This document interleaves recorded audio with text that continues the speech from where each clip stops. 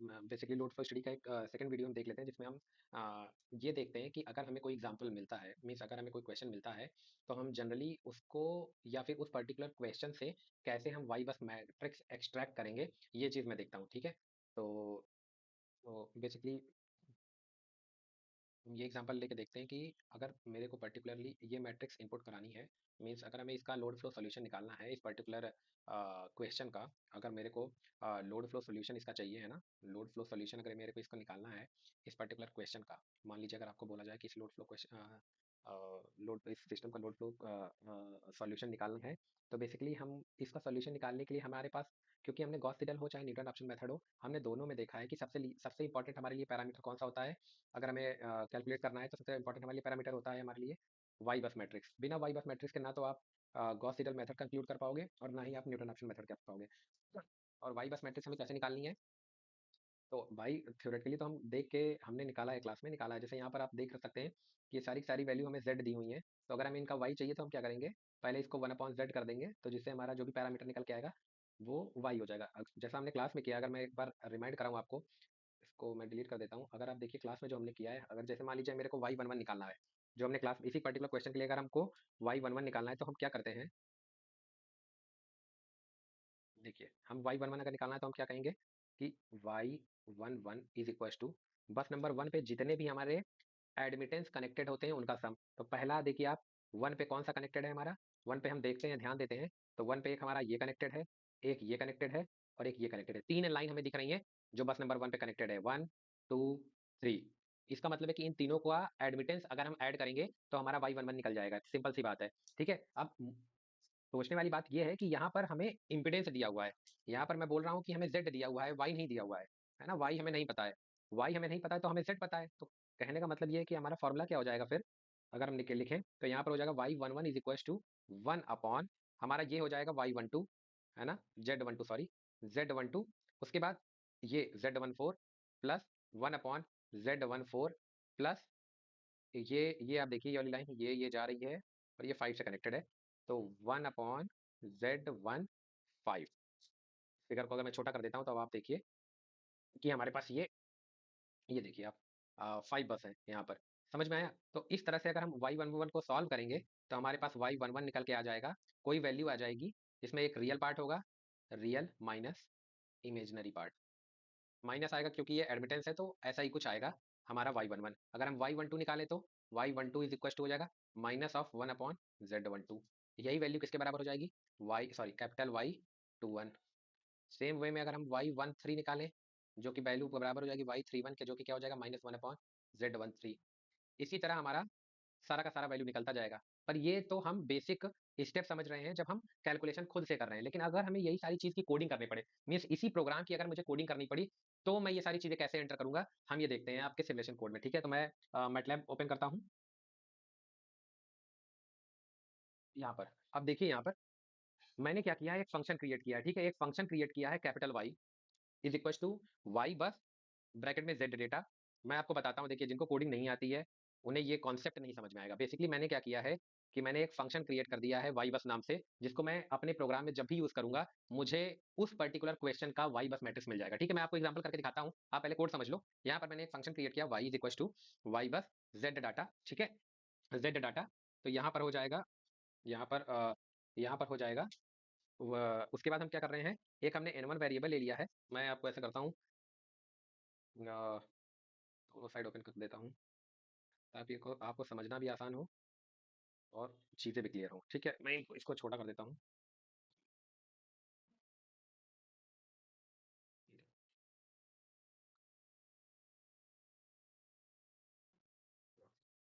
इसको और थोड़ा छोटा कर देता हूँ। हाँ, देखिए यहाँ पर मैंने क्या लिया है, यहाँ सबसे पहले लिया है मैंने फंक्शन। ठीक है, फंक्शन, ये कमांड क्या करता है, एक फंक्शन क्रिएट करेगा। तो फंक्शन क्या है हमारा, y is equal to Y bus z data. ये हमारा वाई बस नाम से एक फंक्शन क्रिएट करेगा ये कमांड, जिसके अंदर हम z डाटा जब भी देंगे तो वो हमें वाई बस दे देगा। ठीक है, उसके बाद हम लाइन नंबर 2 पे आते हैं जहाँ लिखा हुआ है n1 is equal to z data का कॉलम नंबर 1। ये कमांड क्या देता है कि z डेटा एक मैट्रिक्स है जिसके अंदर रोज हैं और कॉलम है, और n1 के अंदर क्या जाएगा, z डेटा का रो नहीं जाएगा, सिर्फ कॉलम जाएगा। सेम वे में एन आर, इसी तरह हम देखते हैं तो उसमें सेकंड कॉलम जाएगा, सेम वे में आर, थर्ड, एक्स, फोर्थ। उसके बाद हमारा आता है N B R. N B R is equal to, यहाँ पर आप देखो एन बी आर, इस कमांड की बात कर रहा हूँ मैं। हाँ, N B R is equal to क्या लिखा हुआ है, लेंथ, लेंथ जेड डेटा का कॉलम नंबर 1। ठीक है, सिंपल बात है, यहाँ पर कॉलम नंबर 1 लिखा हुआ है। अब मैंने आपको पहले भी बता रखा है कि जब भी मैटलैब में आपको कोई भी कमांड समझ में नहीं आता है, आपको वो कमांड लेना है और सीधा सीधा रन करा देना है। ठीक है, मतलब कैसे, और दूसरी चीज तरीका क्या है, दूसरा मैं बता देता हूँ आपको। यहाँ पर जैसे कि यहाँ पर आप दिखा है लेंथ, लेंथ मतलब देता है कि कितना लंबा है, कितना वेरिएबल्स हैं उसमें। तो पर्टिकुलर हमारा जेड डेटा जो भी होगा, उसके कॉलम नंबर 1 में जितने हमारे कंपोनेंट्स होंगे वो हमारा लेंथ बता देगा। ठीक है, तो 6, 7, 8 एग्जाम्पल के ऊपर हम समझेंगे, एग्जाम्पल देखेंगे तभी आपको समझ में आएगा। जब हम जेड डेटा एक्चुअल में इनपुट कराएंगे, उस कंडीशन में आपको समझ में आएगा कि जेड डेटा के अंदर कौन से वेरिएबल जा रहे हैं। ठीक है, जब हम एक्चुअल में जेड डेटा भी इनपुट करेंगे, उस समय उसके कांस्टेंट हमें यहाँ पता चलेंगे कि इसकी वैल्यू कितनी आ रही है। ठीक है, इसको हम छोड़ते हैं यहाँ पर। उसके बाद हमें एन बस मिला है। ठीक है, मैं उसके बाद हमारा क्या है, इसके बाद वापस से हमारा कोड क्या कह रहा है, N bus is equal to maximum, maximum of N one comma max of N R. Simple बात ये कह रहा है कि हमें मैक्स कमांड क्या कहता है, जैसे मान लीजिए मैक्स 2, 4, तो आउटपुट क्या आ जाएगा 4, इन दोनों में जो मैक्सिमम है। तो यहाँ पर हमने क्या किया है, एन वन का भी मैक्सिमम ले लिया, एन आर का भी मैक्सिमम ले लिया है, और फिर भी हमने बाहर एक मैक्स लगा रखा है। तो मतलब इन दोनों में जो मैक्सिमम होगा वो यहाँ पर आउटपुट आ जाएगा। ठीक है, ये चीज हो जाएगा। उसके बाद हम क्या करेंगे, उसके बाद हम क्या करेंगे, हाँ, उसके बाद हम क्या करते हैं, उसके बाद हम करते हैं यहाँ पर z is equal to R plus J X, ये कमांड हमने दिया। और y is equal to small y is equal to O N E S ones N B R comma 1, और इसको मल्टीप्लाई कर दिए हैं, ओ सॉरी डिवाइड कर दिए हैं z से। ठीक है, अब देखो z में हमने क्या दिया, r प्लस जे एक्स। अब r प्लस जे एक्स, तो r कहाँ से आया और x कहाँ से आया, आप ऊपर देखिए, यहाँ पर देखिए r को हमने थर्ड कॉलम दे रखा है, x को फोर्थ कॉलम दे रखा है, तो वहां से हमें z की वैल्यू निकल निकल गई। फिर हमने कमांड लगाया y is equal to ones N B R comma 1 into Z, मतलब सॉरी डिवाइड बाई जेड, मतलब कुल मिला के इस कोड का ये मतलब है कि y is equal to 1 upon Z होता है। ये चीज मैंने कोड के फॉर्म में यहाँ पर लिख रखी है। ठीक है, उसके बाद हम क्या करेंगे, उसके बाद हम कैपिटल वाई, देखो ये हमारा स्मॉल वाई है, अब हम क्या ले रहे हैं, capital Y is equal to capital Y 0 0 0 0 0 0 dot dot dot dot. हमने क्या किया है, zeros N bus comma N bus. अब एन बस में क्या आ जाएगा, आप यहाँ पर देखो, जस्ट वेट,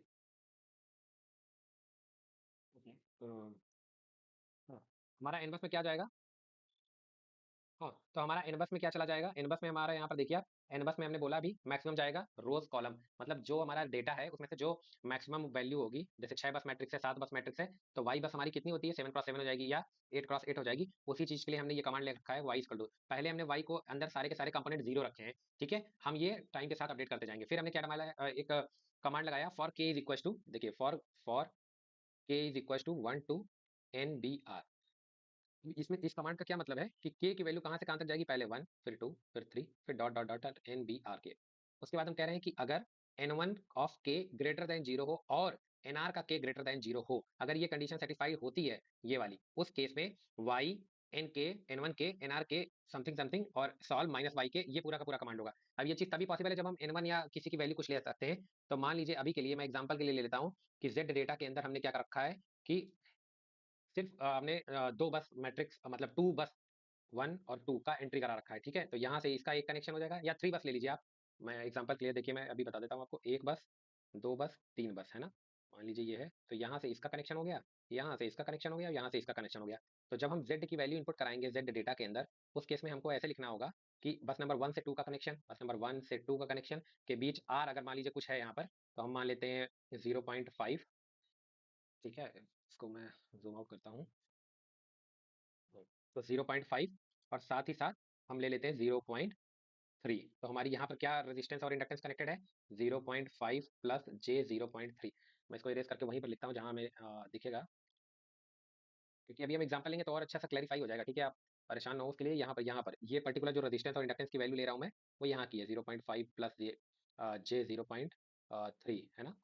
अब मान लीजिए हम यहाँ की ले लेते हैं, बस नंबर, ये 2 है, ये 1 है, ये 3 है, तो 2 और 3 के बीच हम ले लेते हैं 0.6 प्लस जे 0.8, और यहाँ ले लेते हैं 1 और 3 के बीच में मान लीजिए ले लेते हैं हम 0.7 प्लस जे 0.9।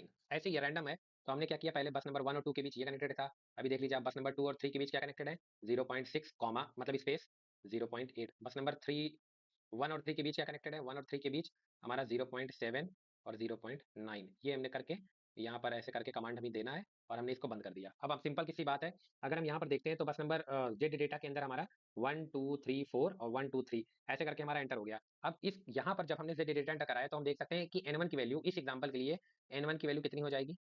तो N1 is equal to Z data का कॉलम नंबर 1, आपका जेड डेटा ये कॉलम नंबर 1 देखिए 1 2 3 यहाँ पर जो आएगा, यहाँ पर आप 3 और 1 लिख सकते हैं बस नंबर है ना, तो 1 2 2 3 और 3 1 ये कंटीन्यूअस हो जाएगा। तो उसका N1 में चला जाएगा, ठीक है। N1 में क्या वैल्यू जाएगी? 1 2 और 3। सेम वे में NR में क्या चला जाएगा आपका? NR में आपका 2 वाला कॉलम जाएगा, 2 3 1 2 3 1। सेम वे में आपका R के अंदर ये पूरा रेजिस्टेंस वाला पार्ट और X के अंदर वाला पार्ट चला जाएगा। तो यहाँ से हमें ये समझ में आ गया है सारा का सारा कि अगर हमको Z की वैल्यू निकालनी होगी, मान लीजिए Z, तो कितना आ जाएगा? Z की वैल्यू आ जाएगी R, जो कि R मैट्रिक्स में हमारी रेजिस्टेंस की सारी वैल्यू चली गई हैं, प्लस JX। तो इससे आपका ये वाला कमांड हो जाएगा। अब मैं इस कमांड के बारे में बता रहा था आपको कि N1 K, तो K की वैल्यू हमारी सबसे पहले क्या हुई? K की वैल्यू हमारी हो गई 1। यहाँ से मैं एग्जांपल लेता हूँ आपको, K की वैल्यू हो गई 1। अगर K की वैल्यू हमारी 1 है तो N1 का K मतलब N1 का 1 की वैल्यू अगर ग्रेटर देन 0 होती है और साथ में एंड NR का 1 की वैल्यू ग्रेटर देन 0 होगा, इस कंडीशन अगर सेटिस्फाई होगी। अब यहाँ देखिए आप N1 के अंदर क्या-क्या जा रहा है, NR के अंदर क्या-क्या जा रहा है। तो N1 का फर्स्ट मतलब ये, NR का फर्स्ट मतलब ये, अगर दोनों ग्रेटर देन 0 है तो ऑब्वियस सी बात है ग्रेटर देन 0 है। उस कंडीशन में Y, कैपिटल Y, N1K मतलब हमारी वैल्यू कितनी है? ये 1 है, देखिए 1, 2। देखिए यहाँ पर 1 आएगा, यहाँ पर 2 आएगा। Y12 is equal to capital capital Y1 2 minus small y, और k की वैल्यू कितनी है? 1, स्मॉल y1, ये हो जाएगी। और उसके नीचे वाला स्टेप अगर आप देखते हैं तो y, यहाँ देखिए nrk मतलब 2 1 is equal to y12, capital Y12 1। इस कमांड से हमें क्या समझ में आ रहा है? इस कमांड से हमें ये समझ में आ रहा है कि हमारा जो हमने क्या दिया कि y12 और y21 दोनों बराबर होते हैं, हमें पता ही है, तो वो हमने एक कमांड दे दिया। और y12 की वैल्यू क्या हो जाएगी? आपका एक्चुअल में जो y12 होगा माइनस जो हमारा एडमिटेंस y1 पे कनेक्टेड होगा। अब y1 की वैल्यू क्या हो जाएगी? y1 की वैल्यू वही होगी जो हमने अभी देखी, y1 की वैल्यू 1/z1, ऐसे करके अलग अलग z जाता जाएगा और ये इसमें ऐड होता जाएगा। समझ में आया? जैसे ही ये ऐड होगा, मैं इसको इरेज करता हूँ, जैसे ही ये ऐड होगा, ऐड होने के बाद क्या होगा, है ना? जैसे ही ये ऐड होगा, ऐड होने के बाद ये वाला कमांड खत्म हो जाएगा और ये फॉर लूप खत्म हो जाएगा। अब ये फॉर लूप खत्म होने के बाद हमने एक और फॉर लूप चलाया। देखिए एक फॉर लूप NBR तक चल रहा है और दूसरा फॉर लूप N बस तक चला। मतलब यहाँ पर हम सारे के सारे क्या कहते हैं, बस जितने हमारे बस होंगे हम ये कमांड सारे बसेस पे चलाएंगे। और ये हमारा कब चलेगा? ये हमारा चलेगा जितने हमारे रोज होंगे। तो ये वाला जो कमांड है ना, ये आप अगर मैं लिखना चाहूँ, यहाँ पर नहीं, यहाँ लिख देता हूँ मैं, कि जो for k is equal to 1 से NBR तक का था, ये हमारा जो कोड है, कलर चेंज कर देते हैं हम। ये जो कोड है हमारा, ये कोड हमने लिखा है फॉर ऑफ डायगोनल एलिमेंट्स के लिए, ठीक है, ऑफ डायगोनल एलिमेंट्स के लिए। और जो हम दूसरा कमांड लिख रहे हैं, जो हम जो हम दूसरा कमांड लिख रहे हैं, कौन सा? For k is equal to 1 to n बस वाला, वो हम किसके लिए लिख रहे हैं? वो हम लिख रहे हैं, वो हम लिख रहे हैं डायगोनल डायगोनल एलिमेंट्स के लिए, ठीक है। तो ये दो कमांड हो जाएंगे हमारे और ये हमारा फाइनल कमांड हो जाएगा। और इसको आप क्या करोगे? इसको कुछ नहीं, इसको रन नहीं कराना है आपको, इसको करना है सेव। ये हमारा फंक्शन सेव हो गया। अब हम क्या करेंगे? कोई भी जनरल कमांड लेंगे, जहां वो सॉरी जनरल डेटा लेंगे जहां पर हम इस कमांड को कॉल करेंगे। तो मैं आपको बता देता हूँ कि कॉल कैसे करते हैं। पहले वापस से मैं उस एग्जाम्पल को ओपन करता हूँ, है ना, इसको थोड़ा जूम करते हैं, तो हम देखते हैं कि कैसे हम एंटर कराएंगे और एंटर कराने के बाद हमारा क्या रिजल्ट आएगा। आप इसको फिजिकली भी कैलकुलेट कर सकते हैं, जैसा मैंने यहाँ पर बताया आपको। ये देखिए y11 y12 y13 आप निकालिए और निकालने के बाद आप फिजिकली वेरीफाई करिए कि ये आंसर सही आ रहा है या नहीं। मैं यहाँ पर जाता हूँ, है ना, जस्ट वेट। हाँ, ठीक है। अब यहाँ पर हम देख सकते हैं हमने क्या किया, एक फंक्शन क्रिएट करके इसको सेव कर दिया। सेव करने के बाद मैंने एक दूसरा न्यू टैब ओपन किया, यहाँ से न्यू न्यू स्क्रिप्ट पे क्लिक करोगे आप, एक ओपन हो जाएगा। न्यू स्क्रिप्ट ओपन करने के बाद हम क्या करेंगे, जैसा कि इस कमांड में दिख रहा है आपको, जेड डेटा, जैसा हमने यहाँ पर वाई बस में जेड डेटा बोला था ना, कि ये जेड डेटा जो भी देंगे, तो हमने क्या किया है, इस पूरे एग्जाम्पल में जितना कुछ जेड गिवन है उन सारे जेड को हम यहाँ लिख लेंगे। तो देखिए मैं लिखना शुरू करता हूँ, है ना, मैं इस कमांड को इरेज करता हूँ और हमारे एक्चुअल एग्जाम्पल के लिए मैं उसको लिखना शुरू करता हूँ। तो हम देख सकते हैं कि जेड इज इक्वल टू बस नंबर 1 और 2 के बीच में क्या कनेक्टेड है, 0.10। तो यहाँ पर क्या हो जाएगा, बस नंबर 1 से बस नंबर 2 के बीच क्या कनेक्टेड है हमारा, 0.1 0.2। सिंपल। हम नीचे आ जाएंगे और हमारे बस नंबर 1 पे क्या कनेक्टेड है, बस नंबर 1, यहाँ पर आप देखिए बस नंबर 1 से 2 हो गया, 1 से 4 भी कनेक्टेड है। तो 1 से 4 के बीच क्या कनेक्टेड है, यहाँ पर आप देखिए 1 से 4 के बीच 0.05 0.05। और यहाँ पर आ जाइए 0.2, यहाँ क्या आ जाएगा 0.2। हम और नीचे आते हैं, बस नंबर 1 से हमारा 5 भी कनेक्टेड है। आप देखो ये वाली लाइन, ये वाली लाइन, तो यहाँ पर क्या हो जाएगा 1 से 5, ये क्या हो जाएगा 0.08, सॉरी 0.08। और ये क्या हो जाएगा आपका 0.3। हमारा बस नंबर 1 कंप्लीट हो गया। अब बस नंबर 2 पे आ जाते हैं। तो बस नंबर 2 से क्या कनेक्टेड है? देखिए 2 से 1 ऑलरेडी हम लिख चुके हैं, लिखने की जरूरत नहीं है। 2 से हमारा 3 कनेक्टेड है, 2 से 3 कनेक्टेड है। वैल्यू क्या है? 0.05 और ये क्या हो जाएगा? 0.25। सेम वे में 2 से हमारा क्या कनेक्टेड है? 2 से हम देख सकते हैं ये लाइन यहाँ जा रही है, यहाँ गई, यहाँ गई, यहाँ गई, यहाँ गई, यहाँ गई, यहाँ गई। मतलब 2 से 5 भी कनेक्टेड है और हम देख सकते हैं 2 से 4 भी कनेक्टेड है। तो पहले हम 4 लिख लेते हैं। बस नंबर 2 से 4 कनेक्टेड है। वैल्यू क्या है? 0.05। ये वाली वैल्यू की बात कर रहा हूँ मैं। इस वैल्यू की बात कर रहा हूँ 0.05, सॉरी, हाँ 0.05 प्लस 0.1। उसके बाद हमारा क्या कनेक्टेड है? उसके बाद भी हमारा 2 से 5 कनेक्टेड है। 0.2 से, ये 2 से 5 कनेक्टेड है। कहाँ पर है ये वाली लाइन गई है, ये यहाँ, यहाँ, यहाँ, यहाँ, यहाँ, यहाँ। 2 से 5 भी कनेक्टेड है। ठीक है, जस्ट वेट। ओके, 2 से 5 की वैल्यू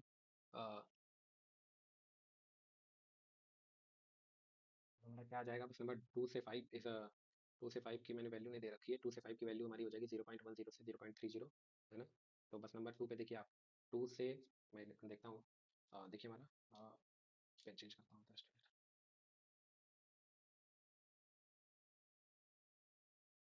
ठीक है, देखिए बस नंबर 2 से 3 हो गया हमारा। बस नंबर 2 से ये लाइन जा रही है, यहाँ गई, यहाँ गई, यहाँ गई। मतलब बस नंबर 2 से 5 भी हो गया हमारा। बस नंबर 2 से देखिए ये यहाँ पर जुड़ रहा है। तो 2 से 3, 2 से 4, 2 से 5 सब हो गया। अभी हमारे पास 2 से 1 भी हो चुका है, 2 से 1 भी हो गया, 2 से 4 भी हो गया, 2 से 3 भी हो गया, 2 से 5 भी हो गया। लेकिन इसके अलावा भी देखिए आप, एक लाइन ये जा रही है, ये 2 से 6 भी हमें जा रही है। तो 2 से 6 की हमने वैल्यू दे नहीं रखी है आपको। और 2 से 6 भी हमने क्या किया है, ये वैल्यू क्या कहते हैं, मैंने क्वेश्चन में इसमें फिगर में ड्रॉ नहीं किया है ना? 2 से 6 की वैल्यू, क्योंकि हमने जहाँ पर गॉस सीडल और न्यूटन ऑप्शन में भी हम सेम कमांड यूज और सेम कोड यूज करेंगे, मतलब सेम फिगर यूज करेंगे। तो रेफरेंस फिगर से मैंने ये वैल्यूज ले रखी है। तो यहाँ पर क्या हो जाएगा? बस नंबर 2 और 6 के बीच ये वैल्यू कनेक्टेड है। उसके बाद हमारा क्या हो जाएगा? बस नंबर 2 पे हमारे देखिए एक, आप भी काउंट भी कर सकते हैं। आप काउंट करके आपको अंदाजा लग सकता है कि आपने कंप्लीट कर लिया कि नहीं। देखिए 1, 2, 3, 4, 5, मतलब बस नंबर 2 के साथ 5 कनेक्ट होने चाहिए। देखिए 1, 2, 3, 4, 5, 5 है। अब हमारे 3 पे आ जाते हैं। तो 3 से 2 ऑलरेडी हो चुका है, 2 से 3। अब बचा 3 से 5। यहाँ से आप देखिए ये वाली लाइन जो जा रही है, ये गई, ये यहाँ पर गई, ये यहाँ चली आई, और ये वाली लाइन यहाँ से यहाँ आई। तो 3 से 5 और 3 से 6 आ रहा है हमारा। तो 3 से 5 अगर हम देखते हैं तो लिखा हुआ है 0.12 और 0.26। और 3 से 6 अगर हम देखते हैं तो उसमें लिखा हुआ है 0.02। सब कुछ पर यूनिट में है यहाँ पर यूनिट हो चाहे एक्चुअल वैल्यू हो, सेम ही रहेगा, क्योंकि हमने जेड बेस को 1 मान लिया है। तो उससे आपको हेडेक नहीं लेना। पर आपको जब भी गॉस सीडल मेथड या न्यूटन ऑप्शन मेथड करेंगे, आपको वैल्यूज वहाँ पर यूनिट में रखनी पड़ेंगी, है ना? तो आप ये चीज़ अपने दिमाग में रखिएगा, 0.10। ठीक है, अब देखिए हमने बस नंबर 3 भी कंप्लीट कर लिया। उसके बाद आ जाते हैं बस नंबर 4 पे। तो हम देखते हैं कि 4 वाला हमारा कैसे कनेक्टेड है। तो 4 वाला एक यहाँ कनेक्टेड है, 1 से 4 तो ऑलरेडी हो चुका है। फिर 4 वाला एक यहाँ कनेक्टेड है, 4 से, सॉरी, 4 वाला एक यहाँ कनेक्टेड है, 1 से 4 और एक 2 से 4। तो 1 से 4, 2 से 4 दोनों हो चुका है। और उसके अलावा एक हमारा बचा है 4 से 5। बस एक ही हमारा यहाँ लिखने की जरूरत है, 4 से 5 कितना है हमारा? 0.20 लिख देता हूँ, और 0.40। ठीक, 4 से 5 भी हो गया। अब हम 5 पे आ जाते हैं। तो 5 से 4 ऑलरेडी हो गया, 5 से 3 ऑलरेडी हो गया, 5 से, आप यहाँ पर देखिए ये गया, 5 से 2 ऑलरेडी हो गया, देखिए 2 से 5 में। और हमारा 5 से 1, 1 से 5 ऑलरेडी हो गया। तो हमारा सिर्फ एक बचा, 5 से 6। कितना होगा यहाँ पर वैल्यू? यहाँ पर हो जाएगा 5, 6 कितना है? 0.10, 0.30। और ये हमने कर दिया इसको डिलीट। ठीक है, ये हमारा जेड डेटा हमने इनपुट करा दिया, सारा का सारा जेड डेटा आप देख सकते हो, हमने ये इनपुट करा दिया जेड। ये इस क्वेश्चन के अकॉर्डिंग हमने एंटर करा दिया। अब हम क्या करेंगे? एक सिंपल कमांड यूज करेंगे, कैपिटल वाई, मतलब हम एडमिटेंस को वाई से रिप्रेजेंट करना चाह रहे हैं। आप यहाँ कुछ भी लिख सकते हो अपने हिसाब से, एडमिटेंस भी लिख सकते हो, कुछ भी लिख सकते हो, है ना? बस ये आपका सेम होना चाहिए जो फंक्शन आपने यूज किया है। देखिए यहाँ पर मैंने क्या फंक्शन यूज किया है, यहाँ पर देखिए हमने फंक्शन डिजाइन किया था, मतलब जो यूज किया है वाई बस। तो आपको इसी नाम से सेव भी करना है इसको। अगर सेव भी आप करोगे तो वाई बस के नाम से ही सेव करोगे। तो वाई बस यहाँ पर हो गया, और इस कमांड को हमने यहाँ कॉल कर लिया, इसको यूज कर लिया। तो इसके अंदर क्या डाला हमने? y is equal to Y बस ऑफ जेड। जेड क्या है? जेड अभी जो हमने पूरा ये सारा का सारा हमने इनपुट कराया है, ये सारा का सारा जेड है। और अब हम इस कमांड को कुछ नहीं करना, अब हम इस कमांड को कर देंगे रन। जैसे ही हम इस कमांड को रन करें, तो यहाँ पर हमने क्या किया है, जस्ट वेट, इसको हमने क्या किया है, अब हम इस कमांड को लिख लिए हैं। इस कमांड को हम क्या करेंगे? रन कराएंगे। तो मैं बता देता हूँ, यहाँ पर हमने देखिए जेड डाला है, इस कमांड को कॉल किया। यहाँ पर हम कुछ और लिख देते हैं ताकि आपको ये ना लगे कि नहीं वाई लिखना पड़ेगा तभी आंसर आएगा। जैसे मैंने लिख दिया एडवर्टेंस। एडवर्टेंस क्या होगा? एडवर्टेंस इज इक्वल टू वाई बस, जो हमने फंक्शन बनाया है उसमें हम क्या दे दे रहे हैं? जेड वैल्यू दे दे रहे हैं। आप इस कमांड को रन कराइए। इस कमांड को आपने रन कराया, कमांड रन हो गया। अब हम चेक करना चाह रहे हैं कि हमारी वैल्यू सही आई है कि नहीं। तो आप एडवर्टाइज करके एंटर करेंगे और आप ये देख सकते हैं कि सारा का सारा आपका एडमिटेंस यहाँ पर क्लियरली विजिबल हो रहा है। अब आप इस एग्जाम्पल को क्रॉस वेरीफाई कर सकते हैं कैसे? आप क्या कर सकते हैं कि जैसे मैंने ये बताया, अभी देखिए आप y11 y12 यहाँ पर देखिए, पेज कर देता हूँ, देखिए y11 y12 y13 Y sorry capital Y14 capital Y15, आपको पता है कि मैट्रिक्स कितने क्रॉस कितने की बनेगी, क्योंकि हमारे पास 6 बस हैं, इसलिए 6 क्रॉस 6 की मैट्रिक्स बनेगी। तो ये जो मैट्रिक्स आ रही है कॉलम 1 से लेके कॉलम 6 तक, आप देख सकते हैं ये सारी की सारी हमारी 6 क्रॉस 6 की मैट्रिक्स आ रही। तो आप इसको रीचेक करने के लिए आप खुद से कैलकुलेट करिए, और ये सारी वैल्यू आप ये चीज़ किसी भी एग्जाम्पल के लिए जो हमने क्लास में भी किया है, किसी भी रैंडम क्वेश्चन के लिए आप ये कमांड यूज़ करके किसी का भी वाई बस मैट्रिक्स निकाल सकते हैं। अब एक और चीज़ है, क्योंकि पहले जो कमांड लिखा हुआ था मैं उसको वापस यहाँ डालता हूँ। देखिए यहाँ लिखा हुआ है कि Z बस is equal to inverse of admittance, मान लीजिए यहाँ पे लिख देता हूँ। अब हो क्या रहा है, हम इसको जैसे मान लीजिए आपको एक्चुअल में चेक करना हो, क्रॉस वेरीफाई करना हो कि ये आंसर सही है कि नहीं, तो आप क्या करेंगे, यहाँ पर एडमिटेंस की वैल्यू आपने निकाल ली। अब आप क्या कर सकते हैं कि इसी एडमिटेंस का अगर मैं इनवर्स निकाल दूं तो वो चीज यही आनी चाहिए जो हमारा जेड बस है, जैसा हमारा यहाँ फिगर में बना हुआ है। अब एक्चुअल में क्या हो रहा है कि जब आप इस कमांड को रन करा रहे हैं तो यहाँ पे लिख के आ रहा है कि मैट्रिक्स का इनवर्स नहीं निकल सकता। अब ऐसा इसलिए क्योंकि ये जो जेड डाटा है ना, जो आपका जो आपने अभी ये जेड डाटा इनपुट कराया है, ये मैं दिखा दे रहा हूँ आपको। ये जेड डाटा की जो आप डिटर्मिनेंट निकाल रहे हो वो बहुत ही कम आ रही है। अब डिटर्मिनेंट कम आने की वजह से क्या होगा कि इसकी वैल्यू हो जाएगी ऑलमोस्ट जीरो। तो इनवर्स में आपको पता है कि एडजॉइंट इनवर्स आपका क्या होता है, देखिए आप किसी भी मैट्रिक्स का इनवर्स क्या होता है कि adj A upon determinant of A. अब डिटर्मिनेंट ए ऑलरेडी जीरो आ गया है, ये तो ये वैल्यू इनवर्स कभी आएगी ही नहीं।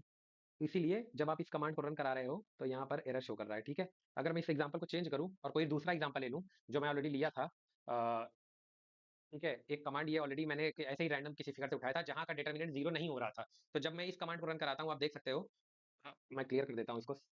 हाँ, जब मैं इस कमांड को रन कराता हूँ, ये देखिए रन कराया, यहाँ पर भी देख लीजिए आप, Z की वैल्यू सेम उसी तरह मैंने किसी दूसरे एग्जांपल से ये इनपुट कराया, यहाँ पर हमने कैपिटल Y को एडमिटेंस बोला है, उसको हमने कैलकुलेट किया तो ये आ गया। अभी हम वापस से Z बस जब निकालते हैं, देखिए Z बस, तो यहाँ पर देखिए आप Z बस निकल के आ गया है इस फिगर में। आप देखिए 0, 0.5, 0, 0.4 समथिंग समथिंग, ये सारा का सारा Z बस निकला है। तो कहने का ये मतलब है कि आप इस कमांड को यूज करके वाई बस मैट्रिक्स फाइंड आउट कर सकते हैं, और साथ ही साथ वाई बस के साथ साथ आप जेड बस भी फाइंड आउट कर सकते हैं। हमारे लिए वाई बस मैट्रिक्स निकालना क्यों जरूरी है? हमारे लिए वाई बस मैट्रिक्स निकालना इसलिए जरूरी है क्योंकि गॉस सीडल मेथड हो या न्यूटन रैप्सन मेथड हो, वहां पर आपको capital Y P Q always निकालना है किसी भी एग्जाम्पल के लिए। तो आपको वाई पी क्यू निकालना ही निकालना है। उसके अलावा आपको एडमिटेंस मैट्रिक्स हमेशा चाहिए किसी भी क्वेश्चन के लिए, अगर आप लोड फ्लो एनालिसिस कर रहे हो, ठीक है। तो ये चीज आप फॉलो करके मैटलैब पे एडमिटेंस मैट्रिक्स निकाल सकते हो, ठीक है।